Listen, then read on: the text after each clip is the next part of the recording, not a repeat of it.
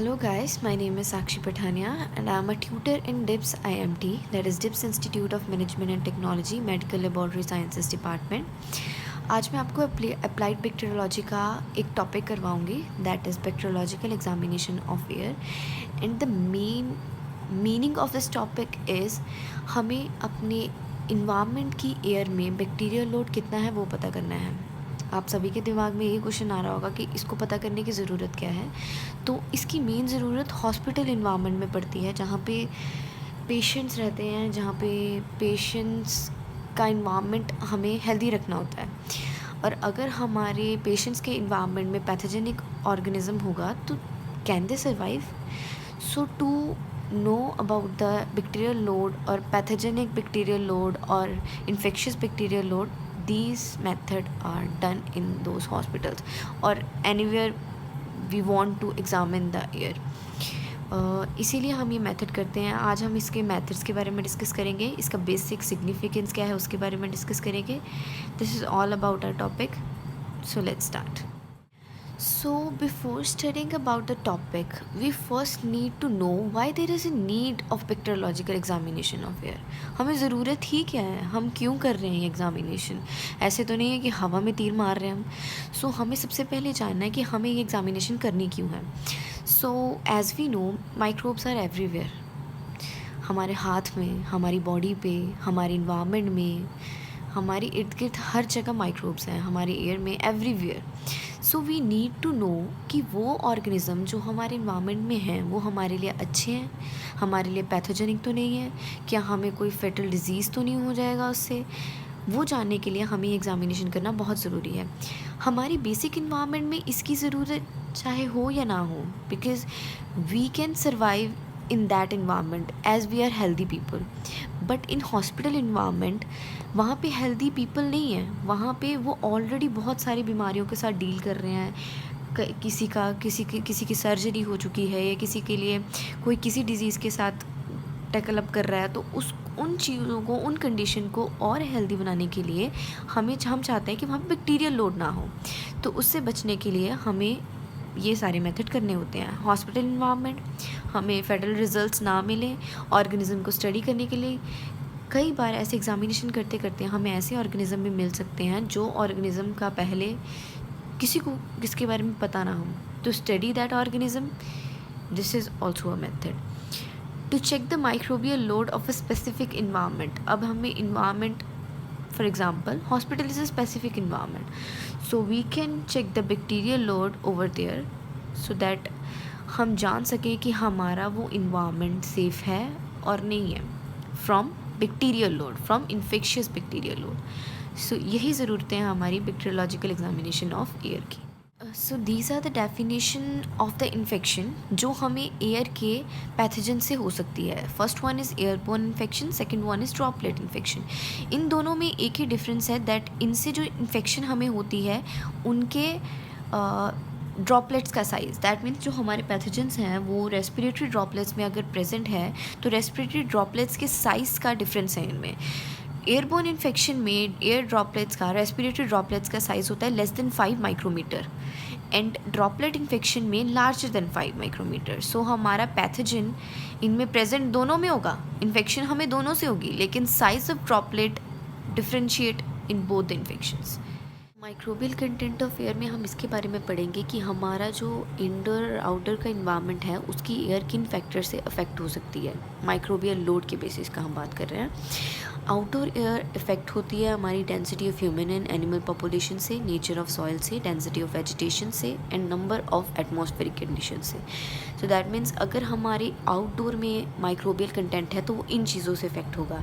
Where as in indoor nasal secretion, skin wounds, faeces, hospital environment, coughing, sneezing and talking, ये चीज़ें हैं जो हमारे माइक्रोबियल कंटेंट को अफेक्ट करेगी. अगर हम ध्यान से देखें तो इंडोर एयर में इन्फेक्शियस माइक्रोबियल लोड ज़्यादा होना चाहिए, बिकॉज़ वहाँ पे बीमारियों से निकली हुए हमारा जो एयर है वो इफ़ेक्ट हो रही है ऑर्गेनिज़म से.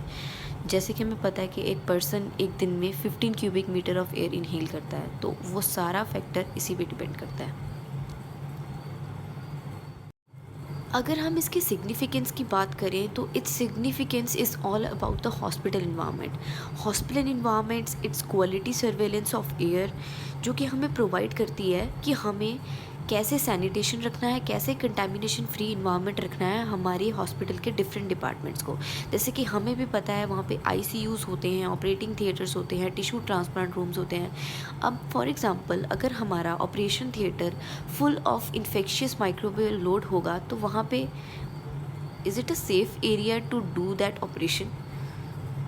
सो दैट्स वाई हमें ये मेथड अप्लाई करना पड़ता है, ताकि हमें पता चले कि हमारा वो स्पेसिफिक जो एरिया है हॉस्पिटल्स के वो सेफ़ हैं फर्दर प्रोसीजर्स करने के लिए कि नहीं। ओके, सो अब हम उन मेथड्स के बारे में डिस्कस करेंगे जो मेथड्स हमें अप्लाई करने हैं एग्जामिनेशन करने के लिए। हमारे हॉस्पिटल इन्वायरमेंट्स की जो ओटीज़ होती हैं वहाँ पे हमारा basically bacterial load 3.5 CFU per metre cube से कम होना चाहिए, that is colony forming unit. और ये हैं हमारे दो methods, that is settle plate and from these two method that is settle plate and slit sampler, our first method is settle plate method.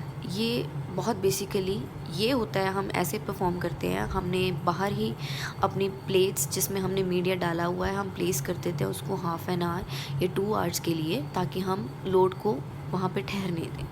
उसके बाद it is a method which is use to estimate the number of bacteria present in the air by permitting bacteria to settle an open petri dish over a fix duration.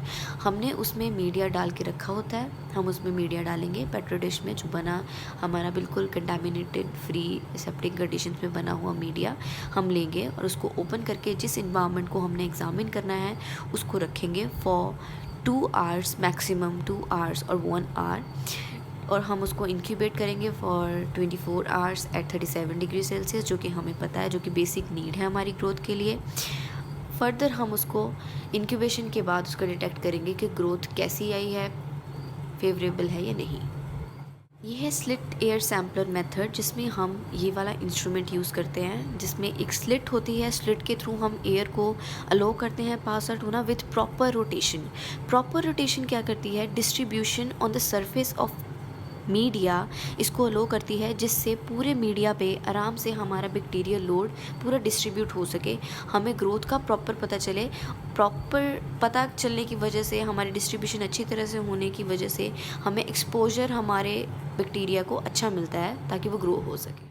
This is the last method जिसके बारे में पीछे मैंने mention नहीं करा हुआ था, because इसको बहुत कम यूज़ करा जाता है, that is centrifugal air sampler. ये टॉर्च लाइक होता है हमारे पास।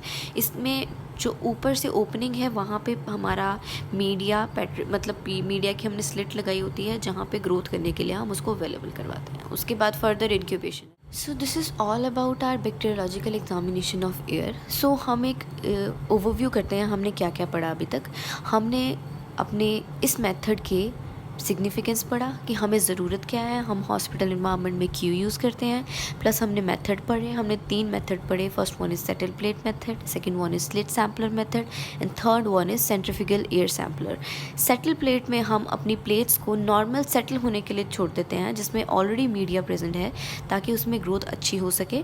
उसके बाद फर्दर जो बेसिक हमारा मेथड होता है जिसके थ्रू हम बैक्टीरियोलॉजी के सारे सैंपल प्रोसेस करते हैं, दैट इज़ इंक्यूबेशन। हम उसको इंक्यूबेशन लो करवाते हैं और नेक्स्ट डे हम सारी ग्रोथ वगैरह को चेक करके उसकी ग्राम स्टेनिंग करके उसका जो रिज़ल्ट होता है वो दे देते हैं। Second one is slit sampler method. इसमें हम एक इंस्ट्रूमेंट यूज़ करते हैं जिसमें क्या होता है, हमारी एक स्लिट होती है और स्लिट को हम प्रॉपर अलो करते हैं डिस्ट्रीब्यूशन के लिए, ग्रोथ के लिए। And third one is centrifugal, जो कि टॉर्च लाइक होता है, हमारे हैंड में हम पकड़ सकते हैं और उसको जहाँ पे भी हमें चेकिंग करनी है, एग्जामिनेशन करनी है, वो कर सकते हैं। बाकी सारे प्रोसेस हमारे इंक्यूबेशन पे ख़त्म होते हैं। So this is all about our bacteriological examination of air. So thank you so much. Any inquiries you can ask. Any inquiries you can